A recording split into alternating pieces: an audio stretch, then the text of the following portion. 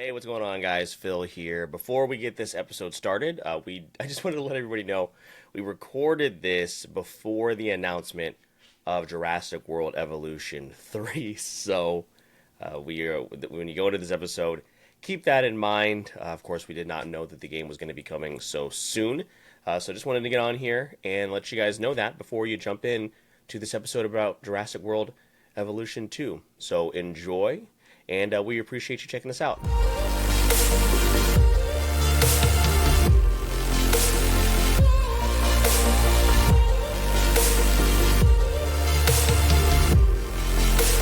This is the Wait For It podcast.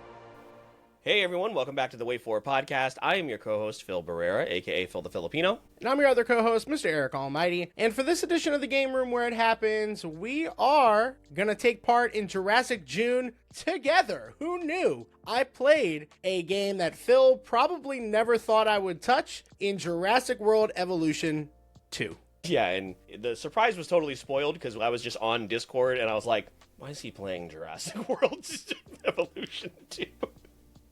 And you're like, oh, that was supposed to be a surprise. Whoops. So I knew very well ahead of time. But yeah, here we are in Jurassic June, which if you're not familiar with the franchise, it's pretty self-explanatory. It's a month in which the fan base takes to really celebrate the franchise. And usually we get some sort of really neat announcement from the from Jurassic. So this year, we're recording this episode, at the end of May. So like this year, we are expecting, of course, a new trailer for Jurassic World Rebirth. And then hopefully a trailer for Jurassic World Evolution 3, which we'll talk about in the latter half of this episode. So welcome in. Thank you guys so much for joining us. If you want to learn or hear any more of our episodes where we talk about gaming and our gaming experiences, make sure you stick around till the end of the episode. We'll let you know you can find that and everything else you need in order to keep up with the Wait For It podcast. But Eric, let's jump into the episode. Jurassic World Evolution 2, if you're not familiar, is a park builder. So it is literally a game where you construct and put together your very own Jurassic World or Jurassic Park. The first game came out a couple of years ago, 2018. And then the sequel came out in 2021. And there was like a little bit of controversy about that. We'll talk about all this here in just a moment. But Eric, I kind of want to get a sense of what your experience is with park builders in general. This game was made by Frontier, who does Planet Coaster, Planet Zoo, those types of games. And it's kind of like a spiritual successor to the Jurassic Park Operation Genesis game that was out like early 2000s, which was also a park builder. So what's your experience with park builders in general? And did you play did you play that old school Operation Genesis game? Yeah, so I didn't play Operation Genesis, but my park builder experience when I was younger was Roller Coaster Tycoon. So that was like, and I'm surprised to find out there's really not much outside of that. Like there is Zoo Tycoon, like, you've got a couple of those, but Jurassic World Evolution's another big one. And then you mentioned, Genesis, like after that, there's a couple more you can name, but not really. And that's kind of surprising that this isn't a genre of gaming that hasn't like skyrocketed. And I was just shocked to see that. But Roller Coaster Tycoon, I played the hell out of that when I was younger. And when we were thinking of games to talk about for this particular series, it's to highlight things that we've played in the past and what we're playing now. And it was a really good correlation because like we're never going to do a Roller Coaster Tycoon episode, but I can absolutely bring some of my thoughts and memories about that game into the modern day experience of playing Jurassic World Evolution. And while I didn't play the first one, I was always intrigued. So jumping into the second one was pretty easy, just from the jump. Yeah, like you said, there really isn't a ton in this space. You could kind of talk about adjacent like a Sim City, not necessarily anymore. City Skylines, which is like the spiritual successor to Sim City. Operation Genesis was kind of where it all started. I never played that one either, and it came out in 2003. And by the time that I had actually learned it was a game, it was years later, and it's so expensive. It was so expensive to get a copy of Operation Genesis. Now, of course, you could probably download it and play it on like an emulator or something along those lines. But people still did play this game all the way up until 2018 when we got Jurassic World Evolution 1, which is pretty crazy. I mean, that's all credited to the modding community, which I'll definitely talk about here in this episode. But yeah, that was, I didn't have a whole lot of experience with that when I was younger either. Played a little bit of Sim City, The Sims, kind of like dabbled in that. Never played Roller Coaster Tycoon. But yeah, like you said, now it's, it's Planet Zoo, it is Planet Coaster, and then there is a Prehistoric Kingdom, which is kind of like a rival dinosaur park building game, which I'll also mention a little bit later. Yeah, Jurassic World Evolution 1, that game came out and it released on the PlayStation 4, PlayStation 4, Xbox, and of course PC. But I first played this on the PlayStation 4. And Eric, you can attest to this. I had sunk 40 hours into that game within 2 weeks because I was just playing through. Now, this is when the first game did have much more of a story than Evolution 2 does, which you can barely call a story, to be honest with you, to get a little bit ahead of myself. But I sunk a lot of time in that, and I found that had been my peace game. So like whenever I want to just like relax and maybe throw on a podcast or something else on another screen, I would play Jurassic World Evolution and honestly replay it over and over again and just kind of let my imagination run wild and start building parks from there. So you said you kind of you thought about jumping into the first one, but you finally did jump into the second one, which is much better than the first game. So how is how do you feel like this game is for new players? Because watching you on stream, I know there were definitely a lot of questions. Yeah, and that was me playing the so-called story. So, I was thinking it would be a little bit more hand-holdy and that it would be a little bit more like guiding you if you were going the wrong way. It does not. It does not. It leaves you with, some breadcrumbs and you kind of figure out the rest of the way. And like I'm used to navigating the terrain of this type of game. We talked about like a Sim City. I also played like games like Command and Conquer, which obviously is a much different type of game, but the landscape of the game and like moving your mouse around, having to click things, select actions, like those things are not foreign to me. They're just not something that I'm recently used to being, as we've talked about before, like middle of the pack console players for many, many years and staying away from those PC games until recently. But I had an early PC experience with some of these games and I thought it would be like muscle memory, and it wasn't. It wasn't. It was quite overwhelming. There is a lot. We are going to talk about some of the features of the game, and I'm curious whether or not you see them as a strength or a hindrance. So we'll kind of get into that. But I'm curious, Phil, you say that this game is better than the first one, and I'm sure we'll link this in the show notes when you actually covered this on the podcast. But can you kind of summarize the first game experience overall when it comes to the first Jurassic World Evolution? Yeah, the first one was just incredibly bare bones, and that really reflected in a lot of the reviews from not only, just regular critics, but also critics within the Jurassic community. So there really wasn't a whole lot you could do. So one of the biggest criticisms for like Jurassic World Evolution 1 is whenever you finished a park or built a park, it really felt more so like an interactive like screensaver. Like the dinosaurs were all on a loop.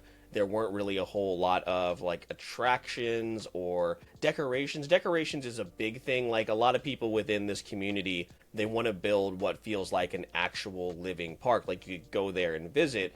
And everything was just very, very basic. Like things that are really small that you wouldn't really think of if you're not into the park building games, but like things such as benches, trash cans, more decorations for like an enclosure to make it kind of feel like a real zoo. And what I didn't really care too much about that stuff because again, I had never really played a game like this. I had only seen Operation Genesis, and for me, I was like, whatever. There's dinosaurs in this, so they did gradually start adding stuff as it went on. The biggest thing with both of the Evolution games is, of course, they are tied to a major franchise, and their hands are tied with what they can and cannot do. So one of the biggest issues still to this day is like Jurassic World, like when you watch the movie, you could tell it was a theme park. Like there are resorts, there's like a water park there, there's roller coasters, and that's not present still to this day in the game. So that's been one of the things that has still been missing, and that's probably a Universal decision. That's probably like they don't want that in the game. They want everything to be focused on like essentially, what we always talk about with Jurassic, selling toys. In this case, it's selling games. It's the exact same thing. So that was the frustrations when the first go around, is that it was just very bare bones. Yeah, and I mean, I could kind of understand that. I think I'm curious, like, what the gap is when we talk about bare bones and maybe too much going on when it comes to Evolution 2. But I will say that, like, playing the story, I could tell there was a lot of options. And I'm assuming that came based off of the criticism, maybe, or the feedback and obvious enhancements you want to make to a second game. So things when it comes to the terrain and all of the things that you can do on the side. I'm curious, like, when it comes to Evolution 2, what is it that, like, you would say is the best feature? And I'm kind of curious if we land on the same one when it comes to, like, the best experience you're having with Jurassic World Evolution 2, maybe even compared to the first one. Like, what is that critical point for you? Oddly enough, the campaign is better in the first game than it is in the second. The second one is a glorified tutorial that doesn't do a good job at teaching you how to play the game. Obviously, I went into it and I already knew the basics. I didn't really have to learn much. It's really a lot of it is centered around the new mechanics. So they added the lagoons in the second game. They did have an aviary in the first game, but it was on a loop. So you would literally place one aviary and the dinosaurs would already be in there, the flying reptiles, whatever. So, and there was only the pterodactyls. So they added the lagoon in the second game as well as the aviary and made it a little bit more customizable. The story in the first game was much better because you were essentially rebuilding parks on each island, so each of the 5 deaths. And then they added Claire's Sanctuary, so that they added the DLC to that. They added like a Dr. Wu DLC as well. That's when you got the hybrids. So those were actually good, and those stories were stories I wanted to actually play. I never jumped back into once I finished it one time, I never jumped back in and played the story for Jurassic World Evolution 2. Whereas for the first one, I would go back and play it because I could reimagine. And as I got better at building parks and laying everything out, I wanted to see how much better I could do on like another playthrough. I have never touched the campaign or Chaos Theory in Jurassic World Evolution 2. It's purely sandbox, and I go in there again when I feel like I have when I have some free time and I just want to relax. So I think the best feature for the second one again is just those expanded tools that we have that were not in the second game. Especially when it comes to like decorations, again, small things, placeable trees, a bunch of stuff that again makes it feel like a real park. So because my time is spent solely in sandbox, my answer is probably different than yours. Yeah, and I think for me, one of the biggest things that I really enjoyed was obviously atmospheric. When you go from the music, which I'm sure after a while gets really repetitive and can be a little bit, annoying. But the music is really good. The atmosphere, this graphically looks really, really good as well. And I will say it was easy enough to do some of the construction, which is obviously like the basic of the game. Like, you don't want to have a game that feels really clunky when it comes to building. And I do think that was pretty strong. My experience was mainly in the campaign at first. I'd say more than half of my playtime.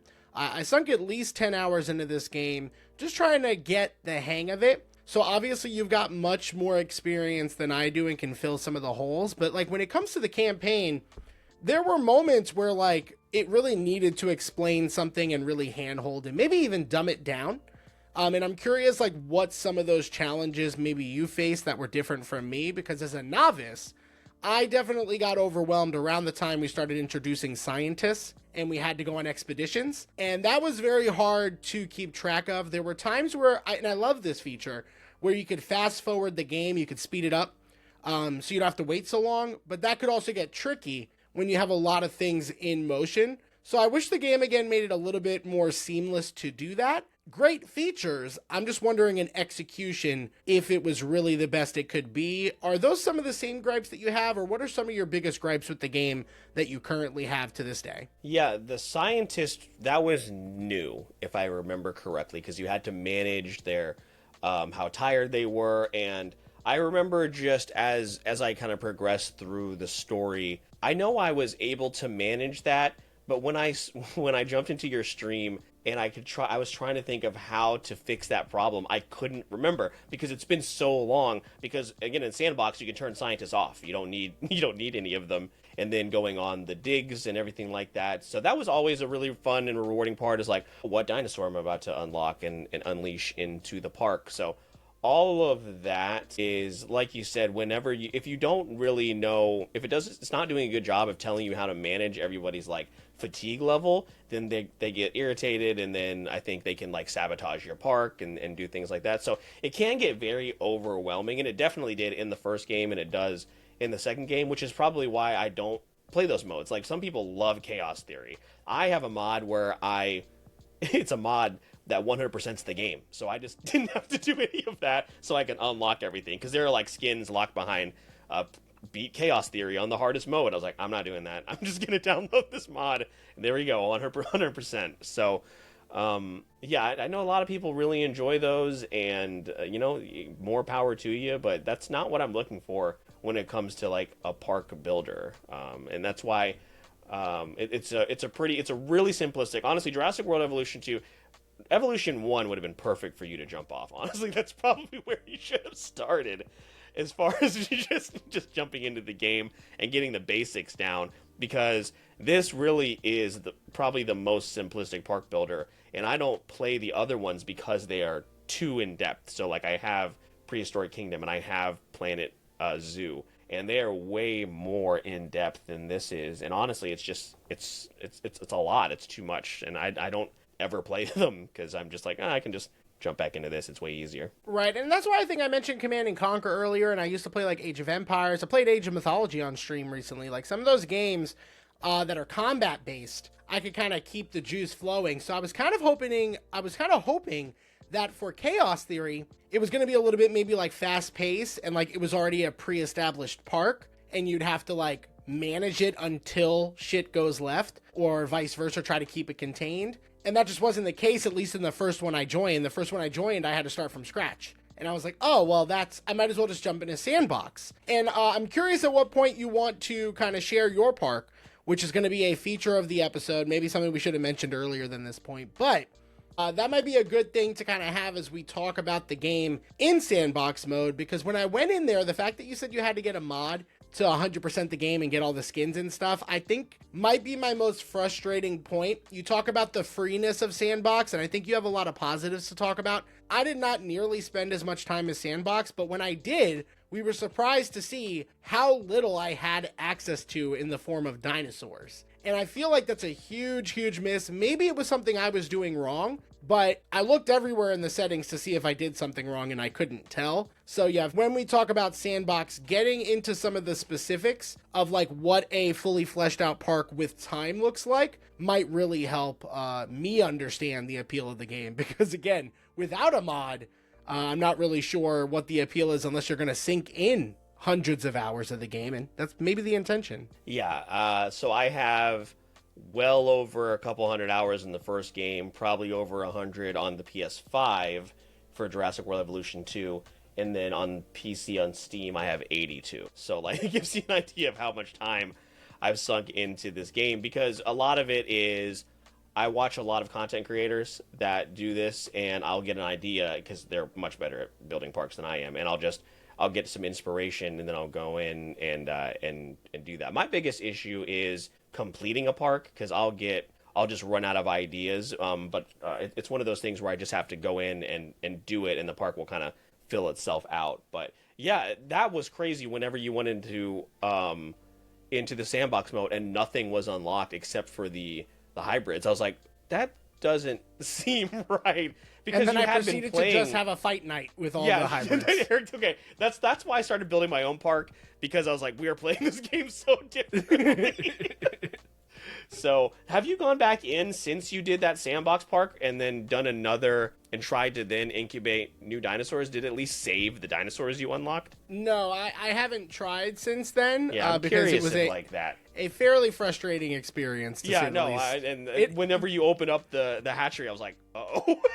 Yeah, it definitely I can't remember who it was in the chat, but they're like, did you play the campaign? Yeah, I was like, yeah, that's like almost exclusively what I played. Yeah, so, yeah, again, because what if you don't want to, because, yeah, what if you're on a console and you just want to play, because it's not like a WWE 2K, and you can buy the thing that unlocks everything. I don't think that's a thing in Jurassic. Oh my god, this game is so loud.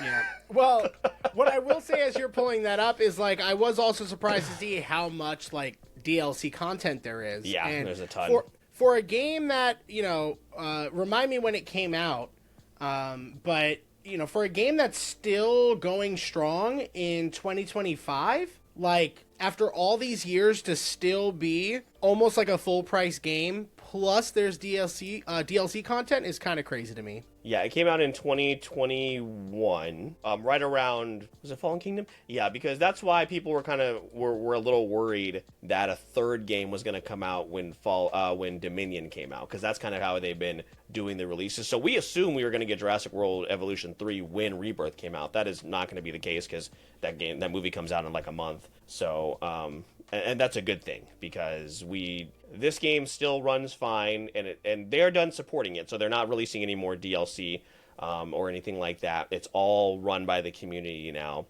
which is totally fine. And again, modding keeps games alive for a very, very long time. But yeah, it does go on sale a lot, but I would not suggest anybody, unless it just goes on sale too often to warrant a full price. So I don't think it's on sale right now.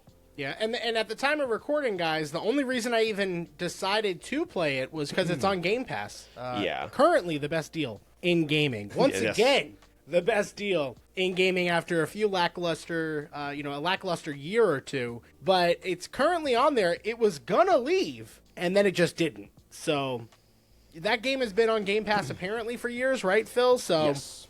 It's hopefully sticking there for a little bit longer, and I would say it was worth the download to at least give it a shot. It's been on Game Pass. I could have sworn it was one of the games of the month, but on PlayStation, but I could be... I usually stay on top of downloading those, yeah, so I think you might be wrong. You would have seen it in there. Maybe the first one was. Yeah, that was probably it. So it does go on sale a lot. So if you are interested in the game, I would definitely just wait for one of those sales. And then whenever it goes on sale, the DLC also goes on sale. So I definitely would not suggest purchasing it at full price. That is not necessary. So if you want to switch over to our YouTube, if you just want to see kind of what this park looks like. So I picked San Diego specifically because that's where Eric had all of his chaos going on. So I just wanted to build on the same area. Same land. Again, yeah. this is sandbox mode. And this is where I spend pretty much all of my time. Most of what you see in here in this screen right now is modded. So like this fence, this bush, all these statues, this water, fountain, all of this is modded. Obviously that billboard, that's modded. There's like these statues here that I added on. The John Hammond is in the base game, but that's there's insane. like the Velociraptor statues. So like this is like the entrance of my park. Look, there's San Diego over there. So this is like the entrance of my park. So stuff like this, so like water lilies, like things like this add so much to like the base game. And again, this is all credited to modders, like keeping this game alive and just making, again, it feel like an actual like lived in Jurassic World, like a place that you would actually want to visit. So here's my little, again, mods map. I don't know what that map is of, but mods. Most of this little area right here, it's got little food troughs, so they come up and eat food. Phil, this is intense. This is intense. And this also everything we just said about the game having so many like options and customizations, fuck all that. Fuck all of that. It has nothing. And again, keep in mind, so like this is the direct decorations part, right? You remember what the decorations look like when you were playing the game? Mm-hmm. This not what I'm seeing here. These are all mods. Yeah, I could tell, Phil. So you're scrolling for days. So all of this is stuff that's added in, again, by people that are much, much smarter than me, that I do not understand how they do what they do. I just think maybe I'm in a place in life where like I'm willing to put in time in a game, right? I'm willing to put in a lot of hours into a game, but I also would like to put in hours to a completed game that doesn't require mods or like for over sure. the course of years it continuing to improve. Like I feel like once a game comes out, you should be able to sink the time that you want to in it, not have to make a multi-year commitment. This is nuts. I agree. No, I agree. And I was doing that on the console. So the whole appeal of playing it on PC is I do have like access to modding the game. And you know, that was like a big thing for me getting a gaming PC was not only modding this, but just modding games in general, just because again, there's so many things, so many different things available. So like this is a bathroom area, modded. Somebody made this, and it just looks much better than the base bathroom. This dinosaur, not in the base game, modded. Whoops. This guy, not in the base game, a mod. Also, remember I told you I couldn't remember how to like place dinosaurs or like hatch them or whatever. It's because I just hit L and it's a spawn tool and I can spawn any of the dinosaurs that I want. Insane. Which makes it much easier to play the game, so I don't have to worry about anything crazy, anything like that. So again, just things that make the game much more playable. I can also adjust like the time of day, so if I want it to be like nighttime, I can change it to nighttime. Yeah, this was not the experience I had in Sandbox. Not even close. So that's the whole thing. Like, that's another thing that's like appealing to me about mods is like quality of life stuff. Just like make the game easier to play. There's a megalodon in here somewhere. There he is. Hello.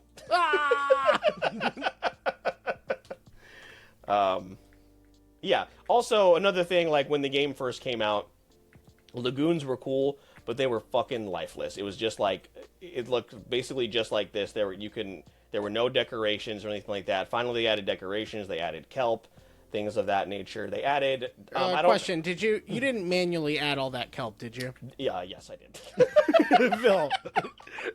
Here, you want to see the kelp tool? Hold on. Phil. You want to put more kelp down? There is so many different types of kelp down there. Okay, which type of Phil. kelp would you like me to put? Here we go. We'll just add some. Like, the tall stacks are cool, but there's no shot you also did the little patches that are down there. Oh, no. Like, all this down here? No. Oh, okay. No. that comes with the... Okay, that's like insane, man. Yeah, so, like this statue, this sign, this fountain, all modded. You have a lack of amenities, by the way. The park's not even supposed to be open right now. What the fuck are y'all doing in here? Hold on. Close. Everyone out. Everyone out.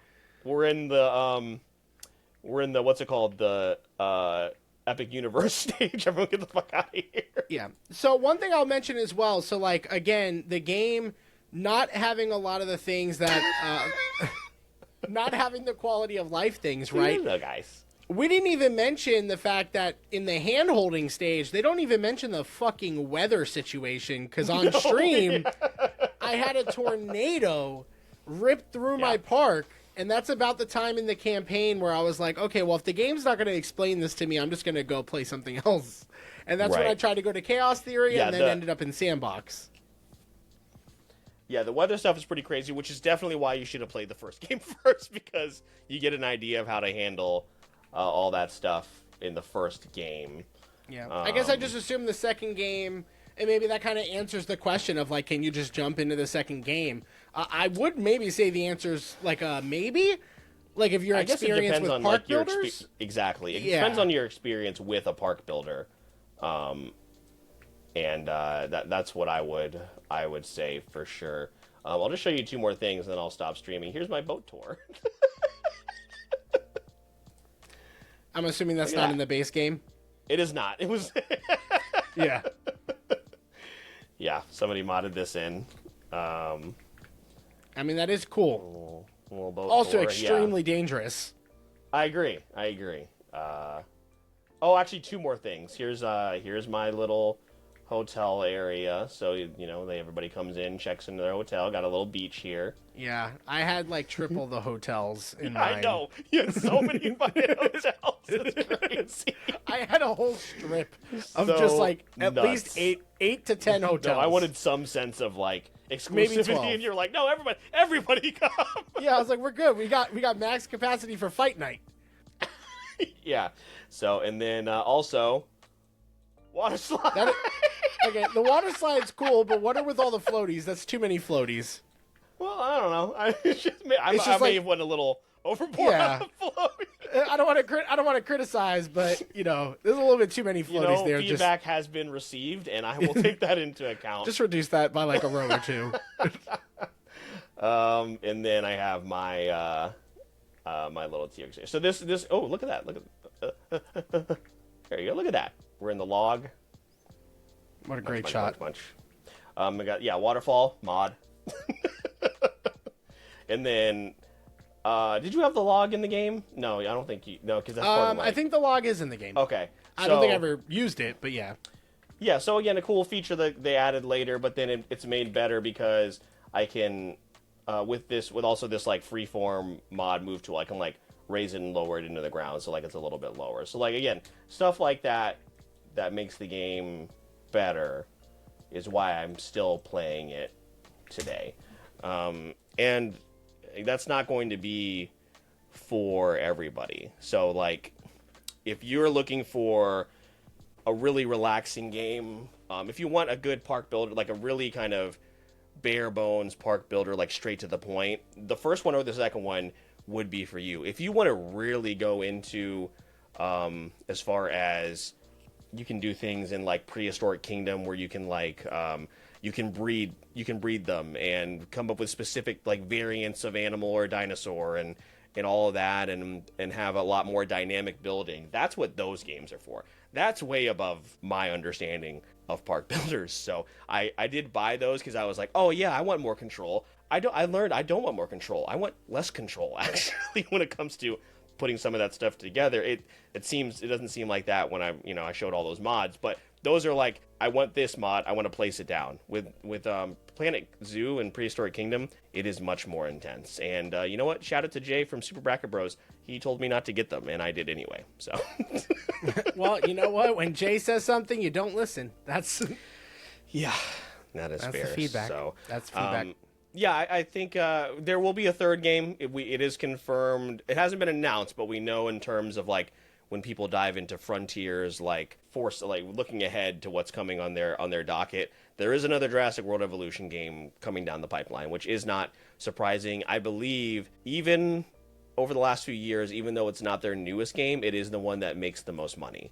Because, of course, it is Jurassic, and anything, even for people that are just very casually playing, they're going to buy it. It's got the Jurassic name on it. So there will be one coming out probably, if I had to guess, probably next year, if it doesn't come out this holiday season. But there'll be another one, and again, they pull in a ton of money, and, I will certainly get it on day one. But for anybody thinking about trying it, either, again, play it on Game Pass, play it on I believe it is on PlayStation like Premium or whatever the hell it's called now, and then or get it on sale on Steam. I do think PC is the best way to play it because as somebody who's played it on console and PC, playing it on mouse and keyboard is definitely superior.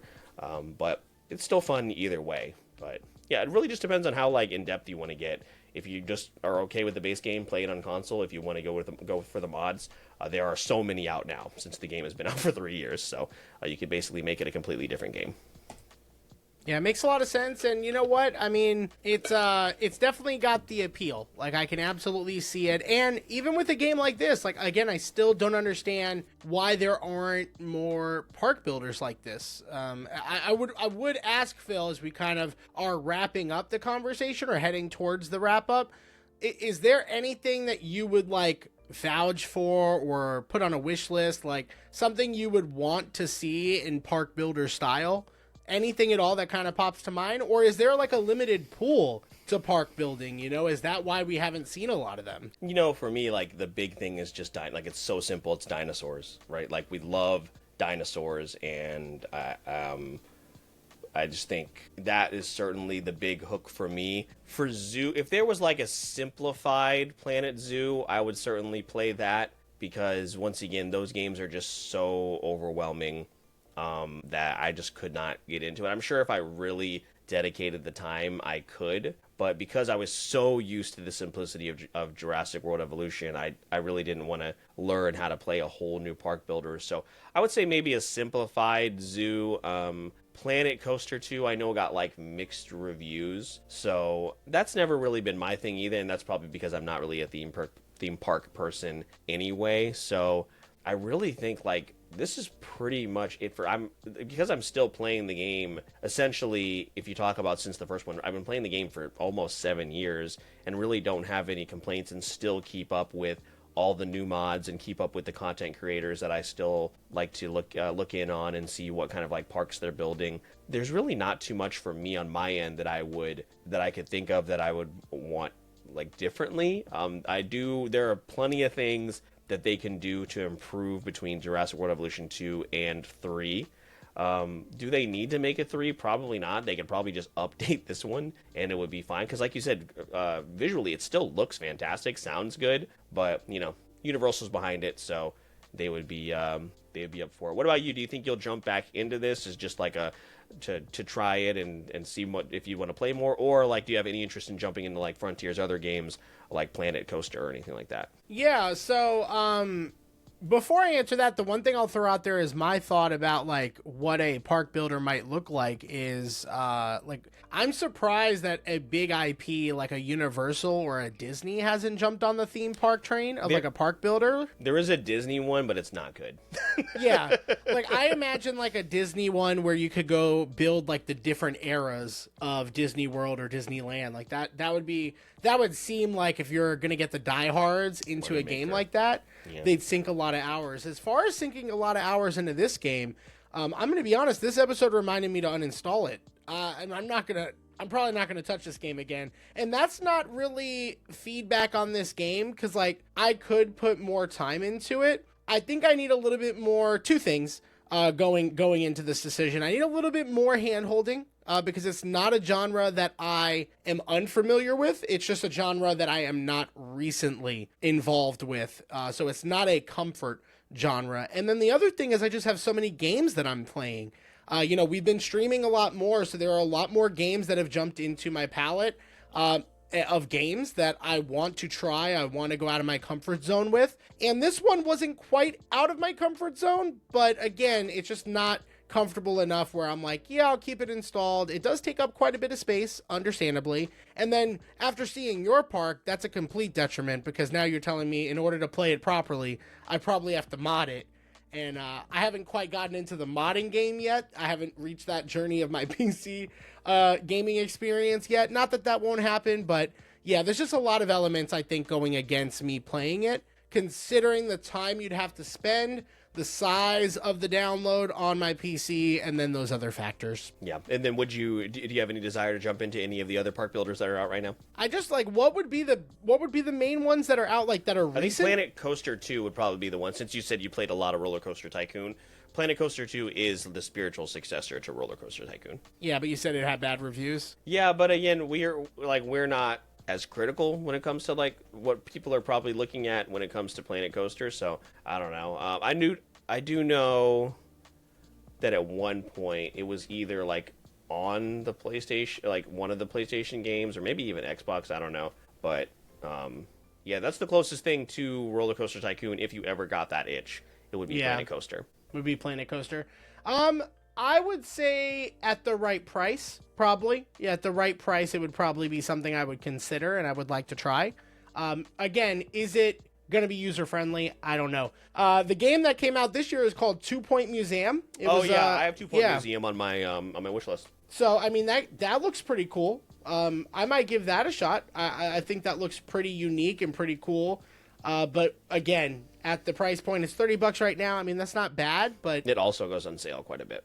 So that's probably going to be my answer. Yeah, that's going to be my answer there. Speaking of Jurassic World Evolution, it is on sale for $17.99 right now, 70% off on Steam. There you go. So there you go. So if you want to play it on PC, and then this episode's going to be coming out a month from when we record it, so who knows what the price is, as an FYI. There's got to be like a summer sale coming up soon. It's either in June or July. It might be cheaper. Yeah, it might be even less. I would say if I'm going to jump into a game like this, it might be a more recent Civilization game, which is not a park builder, but, a city simulator. because that's a franchise I've always really enjoyed from afar. I did play it a little bit when I was younger. I think Civilization 3 is the one I jumped into the most. So that might be one I jump into, or like an Age of Empires and replaying that, or Command and Conquer. So very similar games in that vein of like that overhead view and just kind of playing around the map.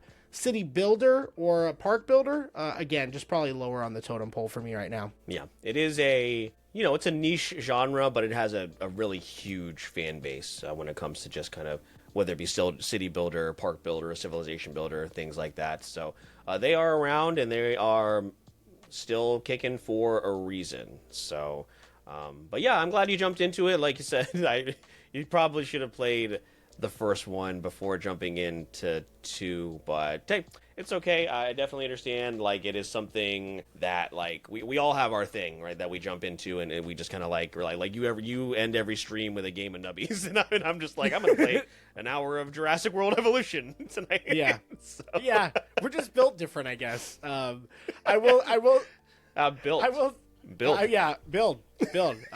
I will say we've had a nice diversity of games as well that we've been kind of introducing. I think this one fits the bill of a game that you wouldn't think we would talk about, other than Phil, of course, maybe me.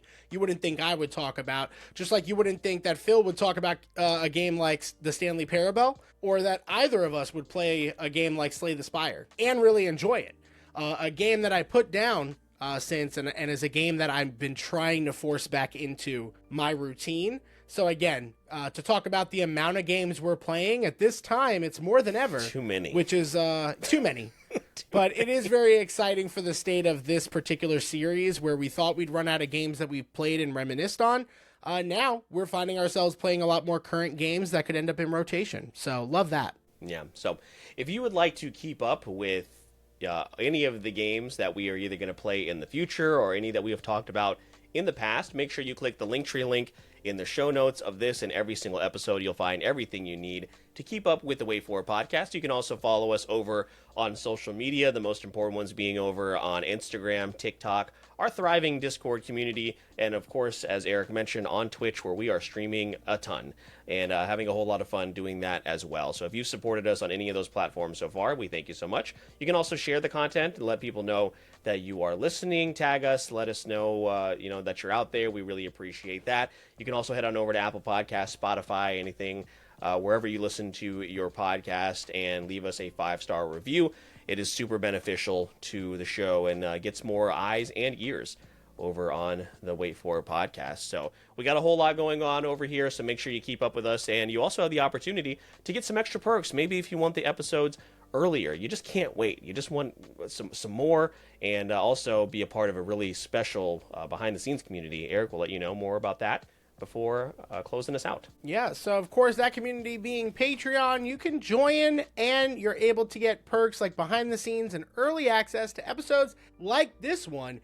We're recording these episodes pretty much early in advance, to the point where you're getting them weeks ahead of time, which is a big improvement, just like the amount of patrons that we have improves every single year, it seems. Shout out to those patrons: Briar, Stefan, T3 Cato, Vintage Macaroni, Corey from The World Is My Burrito, and Nick Casbaro, the author of the Vitellarium series. We appreciate each and every one of you for your support, and if you'd like to join them, we'd love to have you as a Weight Watcher of the show. But if you're not able to do that, all the free stuff is great. The likes, the comments, the shares, the listens, the engagement, all of the stuff that you know to do, that you can do, and you take the time to do, we appreciate. With all that being said, my name is Mr. Eric Almighty. That is my... The other one was full. Phil, please. I'm in the ending spiel. You already spent 10 minutes in the pre-show opening those cards. Can you tell everybody the grand total of cards that the grand cards that you grabbed? I opened 5 packs and there wasn't one hit. My name is Mr. Eric Almighty. Instagram is bullshit. That is my co-host, Phil the Filipino. And please don't forget, we release new episodes every Wednesday for the podcast. And all you got to do is wait for it.